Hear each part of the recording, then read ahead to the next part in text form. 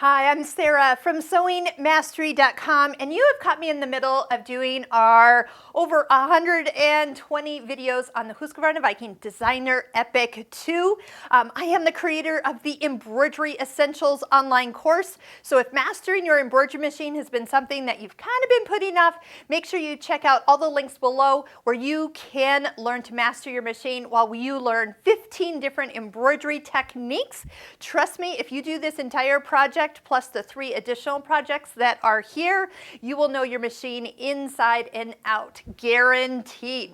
But today I want to talk about something people have asked me about is how do I get these, if this falls apart, how do I get it all back together? So what are we talking about? We're working with the Viking hoops, which are the same as the Pfaff hoops, but this quick little release, by the way, is wonderful. Plus there's a spring in here, which I'm glad they put in because not all machine companies do that. But enough of this clipping and turning of the screws, and sometimes we turn this so far and it all falls apart because we got to the end of this position.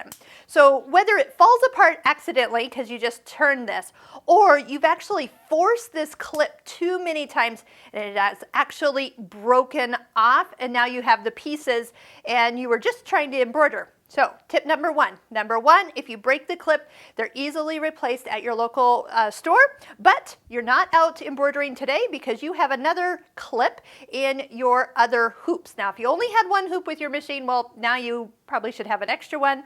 I always keep a spare close by, but I usually have a few hoops as well.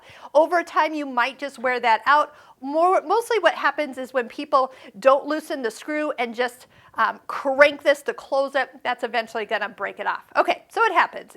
They're a couple bucks. All right, so here's how it's going to be. So first off, there is a screw down and in this area. So I'm going to separate the hoops so we can only deal with the outer hoop, and I'm going to undo this screw completely. And again, if you do have another hoop close by, you could follow along with those particular items and how they're put together. So you see how much further this is.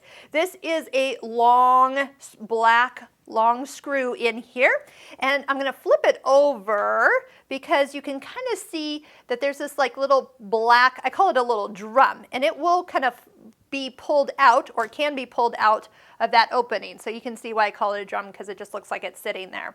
So I'm going to just go ahead and take this completely out, because this is sometimes how people bring it to me.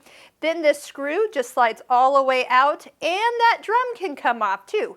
So you see that there is a single long screw plus the screen all inside here. So if you got everything apart, these would be the parts that you would actually have. So this is the part that usually if you break it off, that's that little clip right here, you're missing part of that arm. So that's the part that gets replaced.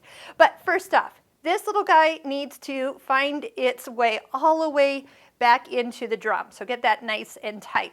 You can go ahead. So next, sometimes I'll go ahead and put this back into that little opening there, so you can kind of clip that back into place. Slide this part in about halfway, because you need to stop and actually get the spring on that screw, and then just kind of line it up and slide it in.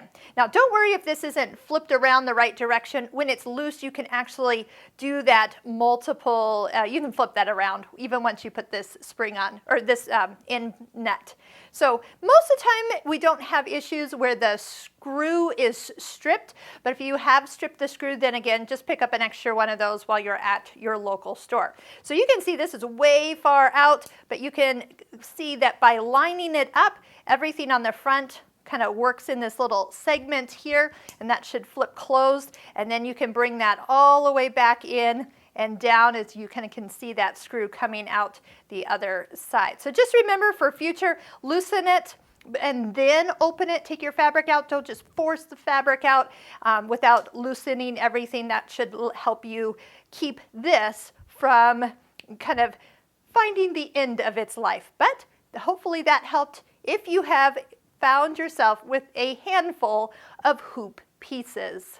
As always, make sure you give us a thumbs up, a comment, and subscribe to our YouTube channel so you can be notified when additional great sewing tips come out.